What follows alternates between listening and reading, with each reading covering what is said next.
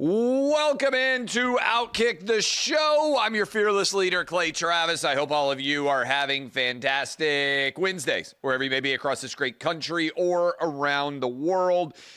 We are breaking down the biggest stories on the planet as according to the determining decision-making of yours truly.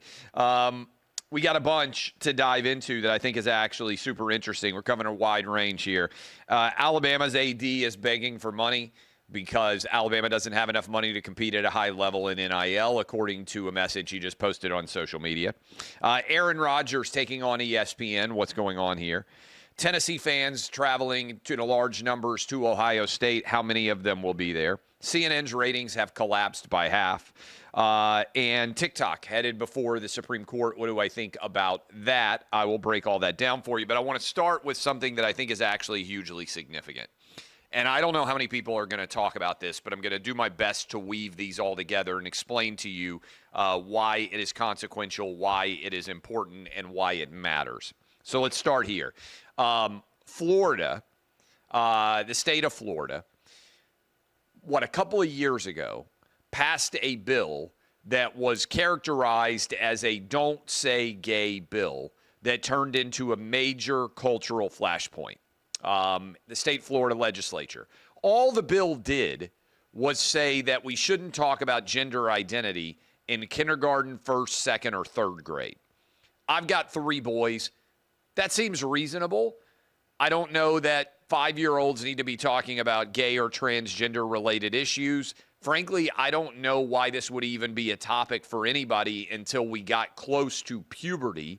At the same time, when you're taught about the birds and the bees, so to speak, it seems that having discussions about, hey, there are gay people, there are people who believe that they are trans, those are conversations that I think would be rational and reasonable for kids to have with their teachers.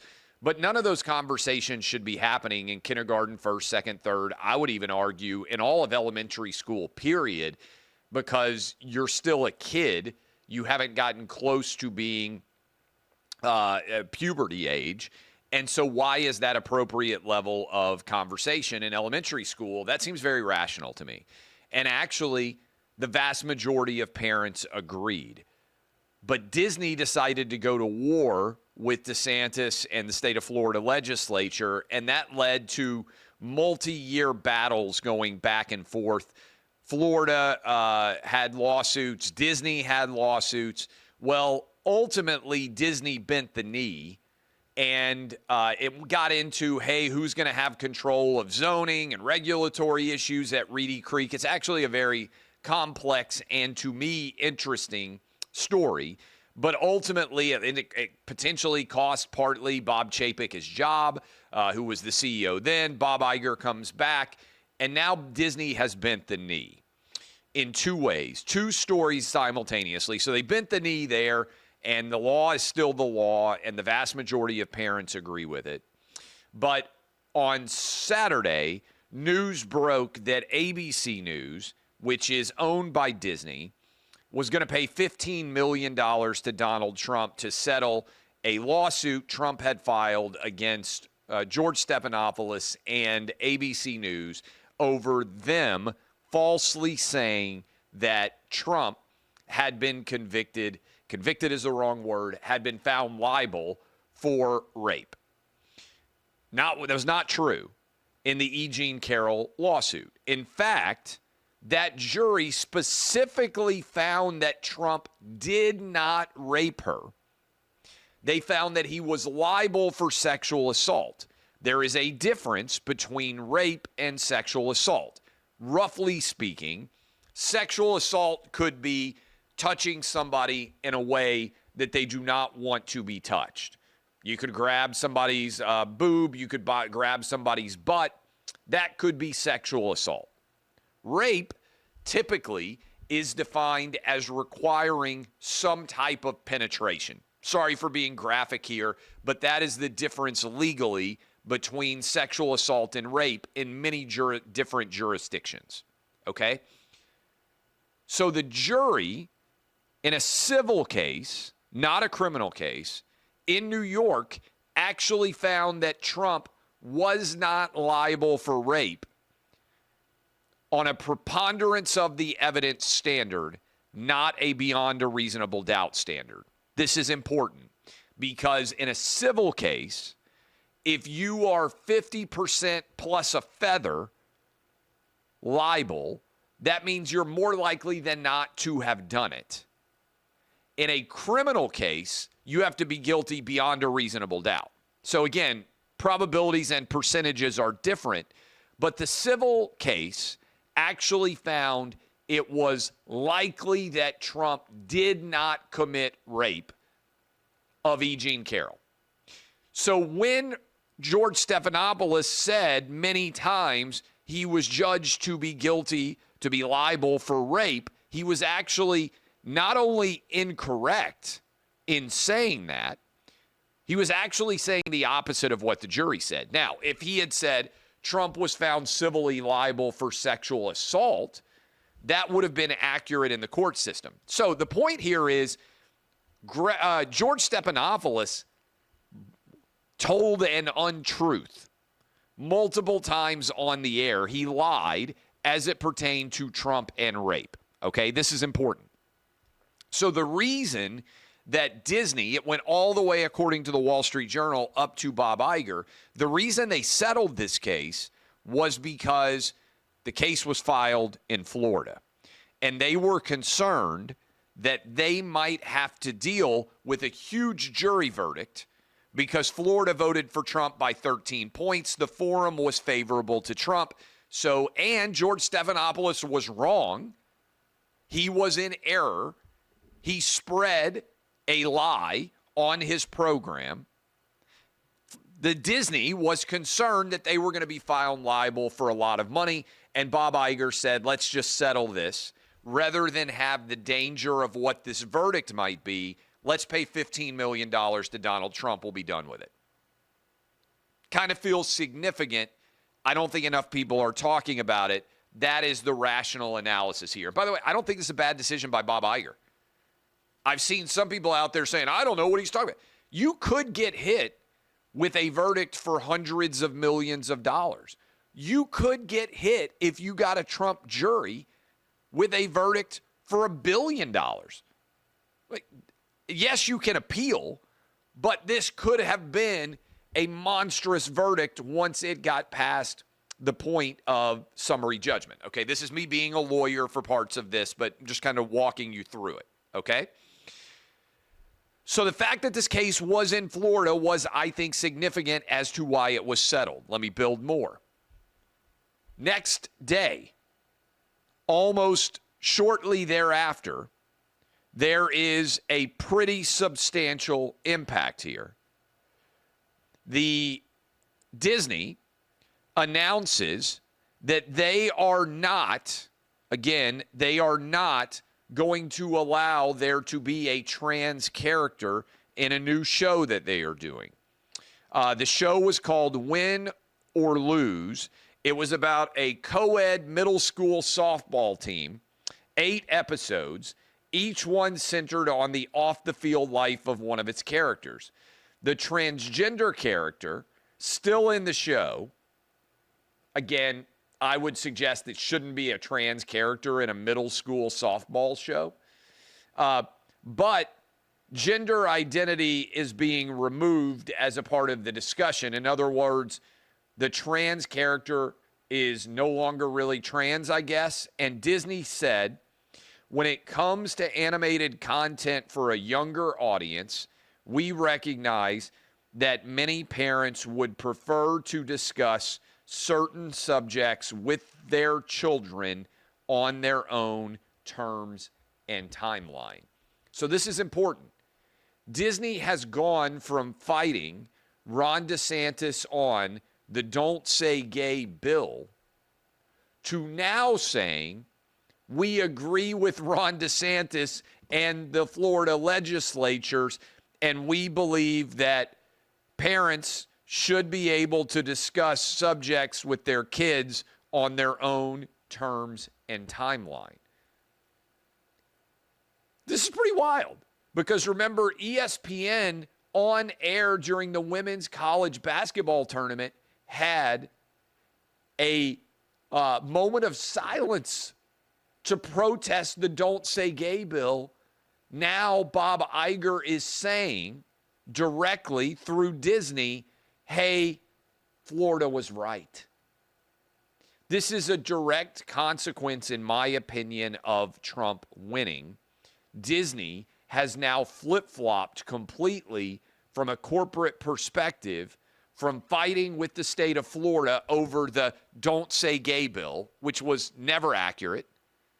It was just, hey, we're not going to talk about gender ideology or sexuality with elementary school kids in kindergarten, first, second, or third grade. That's all the bill said. The fact that we even need that bill is crazy.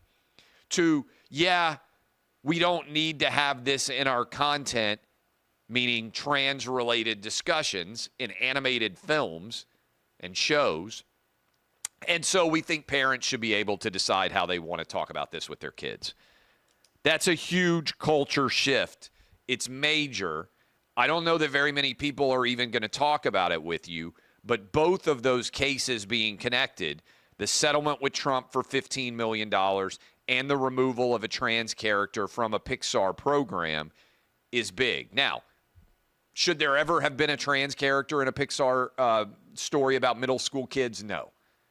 Do we need animated films and shows that are designed for young kids to have gay or straight characters in any kind of substantial way grappling with issues of their sexuality? No, in my opinion, as a parent and also as a consumer of product. I don't think that stuff needs to be happening, but I do think it's incredibly consequential that Disney is bending the knee here on both these issues simultaneously. Now, one of the concerns Disney had, and by the way, it connects with Fox, when Fox settled the Dominion lawsuit, this is a similar concern from a corporate perspective, is you can be right on the law, lose a case in front of a jury, and have it go all the way to the Supreme Court, which can take years in order to you to be vindicated under the law. That was one of the things that Bob Iger, supposedly, according to the Wall Street Journal, was contemplating, was how long a dispute like this might linger. Well, a big dispute that's going on right now is TikTok is about to go before the Supreme Court and argue that the TikTok ban is unconstitutional under the First Amendment. This is a lot of legal issues. I'm talking about a lot of law right now with you. A lot of legal issues to me are incredibly boring. This is not one of them. What stands out to me about this TikTok Supreme Court decision? First of all, you guys know I'm not super active on TikTok. I have an account. We've posted some videos. OutKick has an account that is out there and that people pay attention to, and that actually a lot of our videos have been very popular on. But I don't spend much time personally on TikTok. I do know 170 million of you are on TikTok, and here's what you need to know about this case. It's really an argument about what authority exists out there for Congress and the president to take against a media company, because it is fair to say that TikTok is a media company. And what this bill would basically do is it wouldn't strip TikTok off your phones. I have the TikTok app on my phone too. It wouldn't strip it off your phones, but what it would require is for there not to be allowed updates for the app that all of you have on your phone through the app stores out there. And my understanding is, based on what tech people tell me, if you don't allow updates to occur over substantial periods of time, eventually the app essentially stops working because the bugs are not fixed, the updates don't occur, and so it would be a default ban through failure to update. That's what the bill would do. If they don't sell, by the way, because the other option is that this is just sold. And that is not a complicated function. Why do they want it sold? Because TikTok is owned by China, and China is run by a communist government. This is where the bill seems very rational to me personally. We would not allow a foreign country to own CBS, NBC, ABC, the New York Times, the Washington Post, Fox, we wouldn't allow foreigners to typically own our media outlets. That's common around the world, by the way, not just in the United States. So why would we allow this to occur for China to own an app, TikTok, that is far more influential than many of our media outlets? I think that's a very valid question. I think that makes sense. Building on that, also, China won't allow American apps, American media companies, to compete in the Chinese marketplace. Adam, you can look me up on this. I don't believe Google is allowed to operate in China. I know Twitter/X is not allowed to operate in China. It's not like you can read the New York Times. Heck, OutKick, the site that I sold to Fox a few years ago, you can't get on OutKick in China. Our site is banned by China. If we're not allowed to compete, meaning media companies that are American-owned, on a full marketplace in China, why should Chinese-owned media apps and outlets be able to compete fully in the American marketplace? In other words, if they won't allow us to do it, why should we do to them what they would not allow for them to do, what they would not allow us to do? Basically, why would we not have reciprocity in law? To me, I don't have a problem with the TikTok law because I think TikTok should be owned by an American-based company if they're going to compete in our marketplace, and China's not going to allow us to compete in their marketplace. To me, we should have reciprocity there. Okay, that is one big thought. Second, what's the Supreme Court going to do? I think the Supreme Court needs to re-examine Times v. Sullivan. That's the legendary First Amendment case. It no longer fits the current atmosphere and environment of media. Back when Times v. Sullivan was decided, it was common that if you were not a famous person, your name might only appear in the newspaper twice, when you were born and when you died. Now, all of us on some level are public figures. Even people who don't have social media accounts can become famous if a video of them is taken doing something and is posted on social media. We need a new definition of how the First Amendment applies in the modern marketplace that we all live in now. I've got a lot of ideas. I probably have spent more time thinking about this than almost anybody in America, in all honesty, because of what I do for a living. What should defamation, slander law look like in the context of the First Amendment? How should the lines be balanced? To me, that's what this TikTok case potentially creates, is an opportunity for a reexamination of existing law. So those are my thoughts. I'm going to follow this case closely, both on TikTok and the big Trump-DeSantis-Disney battle that continues to play out there. And let me make sure I got all those facts right. Banned in China, Google, this kind of gives you an idea. The New York Times, Financial Times, Wall Street Journal, The Economist, Bloomberg, Reuters, all of those are banned right now in China. Google and Yahoo are banned in China. Huge numbers of media outlets, including OutKick. Facebook is banned. Twitter is banned. Instagram is banned. Why? In other words, really good question that I would love to hear people answer. Why should a Chinese-owned media company be able to compete in the United States when United States-owned media companies are not allowed to compete for audiences in China?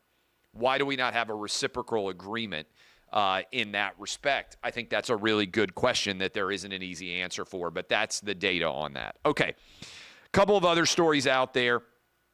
Alabama's AD is begging for money because Alabama is in a tough spot where suddenly everybody is able to pay a lot of money. This is the email from Greg Byrne, who is the athletic director. There's a time for talk and a time for action. Now is the time for action. Although we have been competitive from an NIL standpoint, our competition has us in their sights and are actively trying to surge ahead with NIL.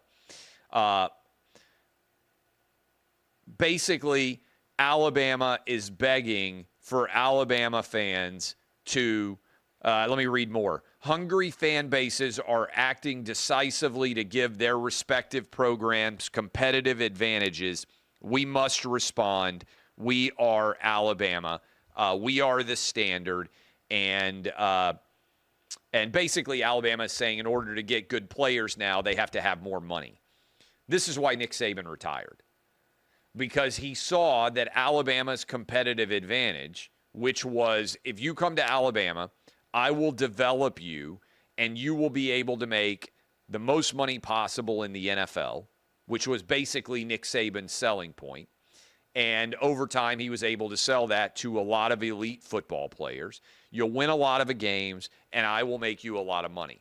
Well, now, instead of having to wait to make a lot of money, now Alabama is having to above board pay a lot of high school kids. And when there is an efficient and fair marketplace, there are a lot of bidders out there. And what Alabama is offering is not substantially better than what other schools are offering. And as a result, they're seeing a competitive decline. They went 9-3 this year. Alabama missed the college football playoff. This is a sign that the paradigm shift is hurting Alabama and actually raising up other places. I mean, there are 3 SEC schools that are direct, for sure, competitors with Alabama: Texas, Georgia, and Tennessee, that are all in the college football playoff, that all 3 probably have more money to spend on players than Alabama does. And here is the challenge. I told you this years ago, and I think Nick Saban saw it. Alabama's not that rich, and their alums are not that rich compared to other college programs. Alabama doesn't have super rich boosters like Texas, Texas A&M, Tennessee, all do. Partly that's by chance. You don't control what alums of your school end up being able to make, but the University of Alabama doesn't have anywhere near as many rich alums as a school like Texas or Texas A&M would. They don't have that oil money. They don't have the same number of oil money as Oklahoma would. And this is the larger concern that I have for college athletics, is just at some point, a super insanely rich person is just going to say, I'm going to give several $1 billion to NIL. We're going to buy all the best players every year. If Elon Musk, instead of being fired up about trying to make government more efficient and put man on Mars and owning X, really cared about who won college football, he could say, hey, here's $5 billion. I want my school to have the best possible recruiting class. We're going to get the best transfer players out there imaginable. This is why salary caps exist. Because without salary caps, the richest owners get the best players. And this is something that baseball has dealt with for a long time. What the Juan Soto deal, Steve Cohen, who owns the Mets, that deal probably doesn't paper. In other words, that he's not going to be able necessarily to make back the money that he's spending. Maybe he will. But he's so rich, he just wants to be able to win. And so this is, I think, significant because Alabama basically is saying, hey, we don't have the resources. We don't have enough money to pay to keep our best players and to get the best recruits compared to what other competitors out there are doing. And it must be really bad if the athletic director has to go public and say, hey, Alabama fans, we're too poor. We need more money. I mean, that's basically what he's saying. Everybody else is richer than us. We're too poor. We need you to give us money. Now, why is this untenable? One, you could just have a multi-billionaire come in and start buying up every player. But two, think about where we are in college athletics now. In addition to buying seats, fans are now being told, hey, you have to pay the player salaries too. It's one thing for player salaries to be paid because beers are $8 each or because hot dogs are $5 or whatever the heck they are, and season tickets cost, $500 a ticket depending on where you sit or wherever it is, and you have to make a donation and all those things. Now they're telling fans, and if you want to win, you have to pay, you have to give us money from your pocket so the players on the field can get paid. This doesn't happen anywhere else. Imagine you go to an NBA game or an NFL game or a Major League Baseball game, and they pass around a hat so that all of you who are already paying to go watch the game have to give more money so that your team is good enough to be able to win the games. Untenable. Fans are going to revolt. And I understand it. I'm an NIL donor. Fortunately, I have enough money to do that. But if I'm scraping as hard as I can, which a lot of people are, to go to a game, and I'm taking my kids, and I got to pay for parking, and I got to pay for the overpriced concessions there, and I got to pay for gear, and then you're also telling me, hey, you need to pay for the players on the field too. It's not it's an untenable situation, which is why ultimately there is going to be some form of salary cap and some form of employment contract for players. You shouldn't make more money in a rational world playing college football than you can in the NFL, but that is where we are right now. So they're going to have to fix this. They're going to have to resolve it in some way. I don't know how long it's going to take, and I don't know exactly what that resolution is going to look like, but I know that's where we're headed. So that is my thought on Alabama saying we're poor, we need more money. Good luck. Aaron Rodgers got a feud going right now with ESPN. What's the backdrop? Aaron Rodgers goes on Pat McAfee's show regularly, and he ripped different media people who sit around and rip him and other players. And then the media people, Ryan Clark in particular, who gets paid by ESPN to watch film and say what he thinks, his criticism of Aaron Rodgers was, you're in the media too, and this is so dumb it makes my head hurt. Aaron Rodgers is a current player. He goes on, as current players and coaches often do, typically for pay, I don't know what his situation is with McAfee, to answer questions about his situation and also opine on other things. This is commonplace. It's been going on forever. There's a difference between that and being someone who doesn't play and only commentates on the players. And the fact that Ryan Clark is not smart enough to understand this doesn't really surprise me. And the fact that he took offense because he's super woke and always getting offended by everything also doesn't surprise me. Okay? I am a commentator. I don't actually play the sport. If Aaron Rodgers wants to rip my opinions as someone who doesn't play the sport, more power to him. That certainly can lead to me being criticized. But Aaron Rodgers is playing.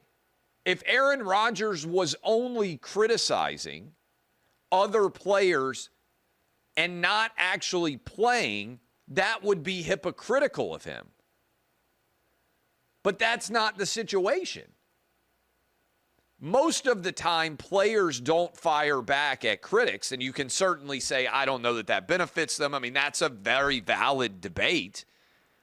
But saying Aaron Rodgers is in the same business as you when he's a current player and he makes almost all of his income off his labor as a player, and you, who makes no money off playing and only makes money talking about other people playing is not the same thing at all. And one of the challenges in media in general is there's lots of morons involved, and you might think I'm one, and that's certainly your prerogative. But you end up with people arguing apples and oranges. It's not actually similar at all. And if you want to rip Aaron Rodgers and say, hey, it's a bad decision for you as an athlete to be doing the Pat McAfee show while you're still playing, okay, that's a valid criticism. I don't know that I agree with it, but it's a legitimate take you can have. I would submit that hurts ESPN's overall revenue. I bet the Aaron Rodgers segment on Pat McAfee's show is very highly rated, and high ratings equate with more money, which is the entire foundational business of ESPN. But you can't get in an argument saying that he's doing the same thing as you. You don't have the same job. And I think one of the challenges that's out there is people get in silos and they aren't even aware of how out of touch they are. I love criticism because criticism is the best advertisement possible. If I hadn't been criticized, most of you would have no idea I exist. Because the way criticism works is, let's say there's 100 people who see something negative written about me. Criticism can be positive too, right? But let's presume it's negative. Every time somebody says something negative about me, it's free advertising for me. And maybe when somebody says something negative, maybe 70% of the time, people see that and they say, you know what, you're right. Clay Travis is the worst. And they agree with the criticizer. But what I have seen happen most of the time over my career is about 30% of people see the controversy, see the criticism, go look at what's going on, and they actually agree with me. The critic expects that everybody is going to sign on to his criticism. The reality is, it's hard to get more than 70% of people to agree with you on hardly anything. So 30% of people who see the criticism are actually going to end up coming around and finding you. And I bet there's a huge percentage of you that became aware of OutKick and are supporting OutKick because initially you saw us being attacked. And let me say thank you in a perfect segue. OutKick had an amazing November. This is not our numbers. Our numbers are better than these internally, but this is the reality. November of 2024, we had 7.7 million desktop and mobile unique visitors at OutKick, up 21% versus last year. 34 million total multi-platform views, up 39% from last year. I don't know all these numbers. And our multi-platform minutes were up 38%. Those are according to ComScore. So, again, you guys are making us substantially bigger than we have been before. And part of the reason for that is people might attack us, you come find us, and you like us. But anyway, I'm on the Aaron Rodgers side here because I think his side actually has some foundational intelligence behind it, even though I understand that athletes don't like being ripped, and they tend to rip people who sit on the sidelines and aren't playing. And I'm one of those people. And certainly athletes and coaches have not liked the things that I've said, but I'm not currently playing a sport. So I can't go on and make the moronic argument that, oh, Aaron Rodgers doing exactly what we're doing. No, he's commentating on his actual performance and then opining on a variety of other things associated with it. If Aaron Rodgers goes on NFL primetime and becomes a talking head, and then he says talking heads are mostly worthless, then you could say, you're criticizing what you're doing, and it would actually make sense as is, it's moronic. Tennessee fans are going to Ohio State in really big numbers. It's turned into a storyline. A lot of Ohio State fans not happy with Ryan Day. I think a lot of Ohio State fans actually are saving up money because they think they're going to go to the Rose Bowl against Oregon. This is one of the great under-discussed aspects of the playoff. I was talking about the challenge that comes with cost from fans when you're asking them, hey, pony up and pay for the players on the field. Alabama, hey, we're so poor, we need all the help we can get. Look, here's the reality. You got to be pretty wealthy to be able to follow your team in the college football playoff. Think about this. I'm a Tennessee fan. If Tennessee were to keep winning, and Adam, you can correct me on this if I'm wrong, Tennessee fans have to go to Columbus, Ohio for this game against Ohio State, buy tickets. Then if Tennessee wins, they have to travel all the way to Los Angeles and play against Oregon. And if Tennessee wins that game, then they would have to travel, I believe, to Dallas. And then if Tennessee wins that game, then they would travel to Atlanta. So in the space of, what's the math? Like 3 weeks? Yeah. In the space of 3 weeks, you're asking someone, leave aside jobs, leave aside school, leave aside the fact that it's kind of in the middle of the holidays. How many people can afford to go to Columbus, Ohio, Los Angeles, California, Dallas, Texas, and Atlanta, Georgia, 4 different states, 4 different stadiums, 4 different games, all in the space of 3 weeks? It's a lot of money. What do you think that would cost? My bet, and I'm just tossing it out there, my bet is to go to all 4 of those places, even if you did it cheaply, meaning you're not buying super high-end seats. My bet is that's $7,000 or $8,000 for 2 people. Does that seem reasonable? And driving is tough because you got to go all the way to LA. So I don't think that many people are going to be hopping in their car. Now, can you drive to Columbus, Ohio? Yes. Can you drive to Atlanta? Yes. Can you drive to Dallas? Yes. All the way to LA makes it difficult.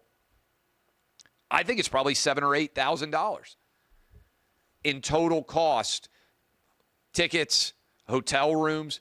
How many people have $7,000 or $8,000 that they can suddenly budget to spend in 3 weeks? You got to be pretty wealthy to be able to do that. Again, I don't think most people are talking about this, but Tennessee fans, I do believe, are going to go in large numbers to Ohio State. What percentage? I think 20% of the shoe, 100,000 seats roughly. I think Tennessee fans will take up 20,000 of them. That's a pretty big deal. So I think Tennessee is going to have a substantial road contingent here. Finally, funny line. I saw Dick Durbin, who is the senator from one of the senators from Illinois, talking about this new appropriations bill, and everybody gets fired up and all that stuff. And then the bill gets passed and our debt grows. I mean, that's the reality. But there is a pay increase for members of Congress in this new resolution. And let me say this. This is one thing that I actually don't have a problem with. I think people in government should make more than they do when you get to the highest levels. Because a lot of people, I think you get a higher quality of congressperson, senator, maybe Supreme Court justice if you were actually paying better salaries. I'm going to tell you the truth. I think, Adam, look this up. I think a congressperson right now makes $180,000 a year right now. Now, I understand a lot of people out there, you're like, man, that would be an incredible salary. There have been lots of years in my life where I'd be very excited to make $180,000. $180,000, most of the people that are really highly qualified, most people make more than $180,000 a year. Let me give you an example. If you graduate from law school today at 25 years old, many of those young law school graduates make more than a Supreme Court justice does. Lawyers make good salaries. I'm not kidding about this. You can graduate like I did from Vanderbilt Law School today, meaning in May when the graduations occur, and your first job, you can make more than a Supreme Court justice does. Now, truth, my first job when I graduated from law school, I made more than my dad or mom had ever made in their entire career my first year practicing as an attorney. And I wasn't even making like top lawyer jobs. My point on this is I think it's pretty significant that we need to pay for a higher caliber of congressman or senator. A lot of people, like if I were in Congress or the Senate, I would be taking a tremendous pay cut to do that. Down the line, maybe you decide to do it. But in the short term, I think there's a lot of people that would be great at those jobs that don't do them because they can't justify leaving the job that they have right now. So I don't have any problem with Congress people or Supreme Court justices making more money because the market is in no way paying similar salaries. I was actually talking about this recently with a buddy, and he said, you know one of the biggest problems with government? I said, no. He said, it used to be, if you go back in time, that a lot of people would decide, hey, do I want to be a high-level employee at this business or do I want to be in government? And he was like, you go back and look, 50, 60 years ago, there wasn't that much difference between what a high-level executive could make and what a person in government could make. Now, a congressman makes like $180,000 a year. And, yeah, okay, here, the average compensation for a senator, representative, delegate, $174,000. Okay, you're telling me that I could be a senator right now. This is the way that a lot of business executives think. And I can make $174,000 a year. Or I can be an executive at a company and I can make millions of dollars a year. That gap between the two is massive. I wasn't planning on talking about this a lot, but I do think it goes to the quality of representative that we all get because, think about this, in every other facet, almost of your life, you pay more and you get a higher quality of representative. Yeah, doctors, lawyers. I'll give you an example. What I pay for lawyers, and I am a lawyer, a lot of lawyers make over $1,000 an hour now. There's oftentimes a really big difference between the quality of representation you get, that's the entire billable hour system, for a high-end lawyer or a low-end lawyer. There should be based on price, right? I think we're getting the politicians we're paying for. I think also you'd be less likely to have bribery scandals, all these other things. That's a different story if a lot of these guys made more money. So I don't have a problem with salaries going up. The reason why I bring it up is there's a clip where Dick Durbin, senator from Illinois, is talking to a CNN reporter, and he says, your salary's not going down and your ratings have gone down by half, which is true. CNN has set in 2024 an all-time low for their overall records. So anyway, ratings. And yet their guy's still making a lot of money. We'll talk about this maybe tomorrow. I love all of you. Double shows tomorrow. Kelly Stewart and me on gambling on the college football playoff, as well as the upcoming NFL weekend. Then I'll break down everything else in the world with all of you guys. DBAP unless you need to SBAP. I'm Clay Travis. This has been OutKick. the show.